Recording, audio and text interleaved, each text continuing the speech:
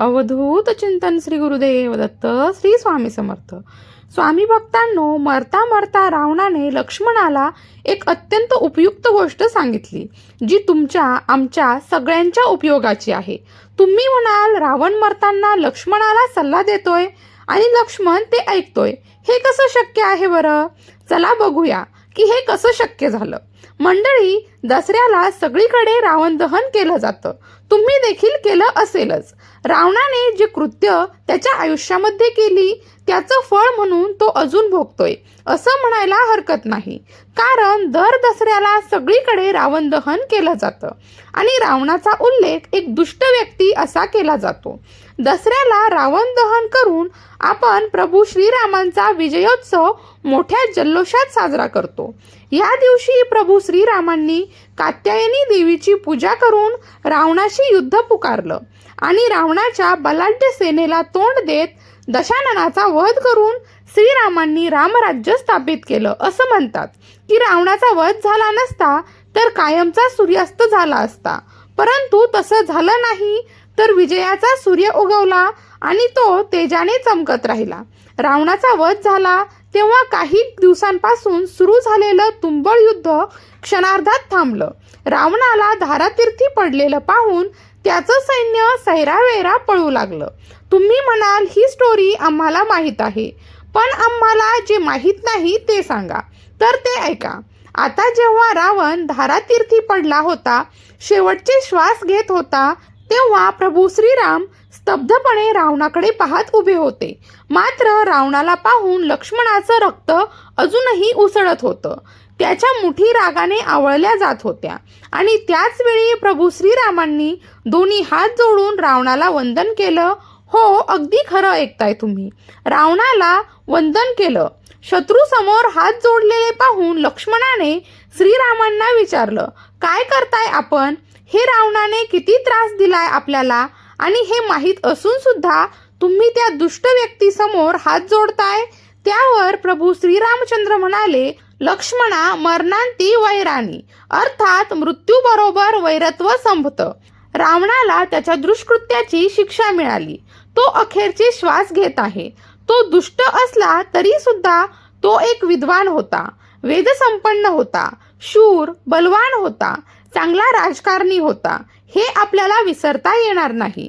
त्या विद्वत्तेला हा नमस्कार आहे. मी तर म्हणतो की तू ही राग सोड आणि त्याच्याकडून काही कानमंत्र घेता येतो का बघ. श्रीरामांची आज्ञा शिरसावंत मानून लक्ष्मण रावणाकडे आला, कारण मोठ्या भावाचं ऐकणं हे त्यावेळी लहान भावाचं कर्तव्यच होतं.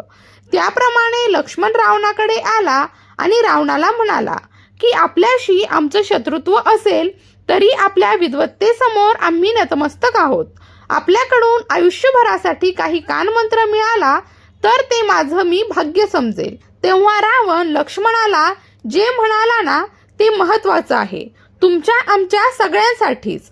रावण म्हणाला, चांगल्या कार्यात कधीच विलंब करू नये. तसेच जे कार्य आपल्याला चुकीच्या मार्गावर नेणार असल्याचं आपलं मन आपल्याला सांगतं, त्या कार्यात कितीही मोहाचे क्षण आले तरी ठामपणे नकार देता आला पाहिजे. हा संदेश, हा उपदेश आजही आपल्याला सगळ्यांना लागू पडतो. कारण बऱ्याचदा आपल्याला माहीत असतं की आपण एखादं काम करतोय ते आपल्याला चुकीच्या मार्गावर घेऊन जातंय, वाईट मार्गावर घेऊन जातंय, पण तरी सुद्धा आपला जीव कशात तरी अडकलेला असतो. मोहाचे क्षण असतात आणि आपण ते चुकीचं कृत्य करतो. तर रावण म्हणतो की असे क्षण जेव्हा येतात तेव्हा ठामपणे नकार देता आला पाहिजे. आणि हे तत्वज्ञान त्याच्या अनुभवातनं आलं होतं, नाही का? त्याला त्याचा मोह आवरता आला नाही आणि चुकीचं कृत्य तो करत गेला, ज्यामुळे विनाशाकडे गेला. पुढे रावण म्हणतो की पराक्रम, कर्तृत्व गाजवण्याच्या नादात मनुष्य एवढा वरकटत जातो की त्याला योग्य, अयोग्य, चांगलं, वाईट याची समज उरत नाही आणि आपण दुसऱ्याला तुच्छ लेखू लागतो, कमी लेखू लागतो. अहंकारामुळे आपलाच सर्वनाश होतो. म्हणून काहीही झालं तरी आपली सतसत विवेकी बुद्धी जागृत ठेवावी. प्रसंगी हितचिंतकांचे मार्गदर्शन घ्यावं. हे सुद्धा रावणाने त्याच्या अनुभवातूनच सांगितलं की तो एवढा पराक्रमी होता चारही दिशांना कर्तृत्व गाजवत होता आणि त्यामुळेच त्याने प्रभू श्रीरामांना लक्ष्मणाला तुच्छ लेखलं. हा मानव माझं काय बिघडू शकणार आहे असं त्याला वाटलं. स्वतःच्याच अहंकारात रावणाने स्वतःचा सर्वनाश करून घेतला. हे त्याचे अनुभवाचे बोल होते, जे त्यांनी मरताना शेवटी लक्ष्मणाला सांगितले. आणि शेवटी आणखी एक गोष्ट रावणाने सांगितली, ती तर आपल्याला आजही तंतोतंत लागू पडते बरं. ती गोष्ट अशी, काही गोष्टी आपण आपल्या पुरत्याच मर्यादित ठेवल्या पाहिजे. व्यक्ती नाती कधी बदलतील सांगता येत नाही. रावण पुढे म्हणतो की जसा माझा भाऊ विभीषण माझ्या राज्यात असेपर्यंत तो माझा हितचिंतक होता, श्रीरामांना जाऊन मिळाला आणि तो माझा शत्रू झाला. त्याने माझी सगळी गुपितं श्रीरामांना सांगितली. म्हणून काही बाबतीत गोपनीयता पाळलीच गेली पाहिजे. या 3 गोष्टी रावणाने लक्ष्मणाला सांगितल्या आणि प्रभू श्रीरामांना वंदन करून जगाचा निरोप घेतला. मी मगाशीच म्हटलं तसं लक्ष्मणाला रावणाने मरताना सांगितलेल्या या गोष्टी आपणही लक्षात ठेवायला हव्यात आणि आचरणात देखील आणायला हव्यात. आपल्यातला जो रावण आहे तो कायमचा नष्ट करायला हवा. मंडळी, याबाबत तुम्हाला काय वाटतं कमेंट करून नक्की सांगा. त्याचबरोबर कमेंट बॉक्समध्ये जय श्रीराम लिहायला विसरू नका. जय श्रीराम मंडळी. वास्तुशास्त्र, ज्योतिषशास्त्र, अंकशास्त्र यासारख्या विषयांवर तुमच्या मनात काही शंका असतील तर त्या कमेंट बॉक्समध्ये नक्की विचारा. तुमच्या प्रश्नांची उत्तरं घेऊन येण्याचा मी नक्कीच प्रयत्न करेल. त्याचबरोबर आणखी कोणत्या विषयांवरचे व्हिडिओ तुम्हाला ऐकायला आवडतील ते सुद्धा कमेंट करून नक्की सांगा.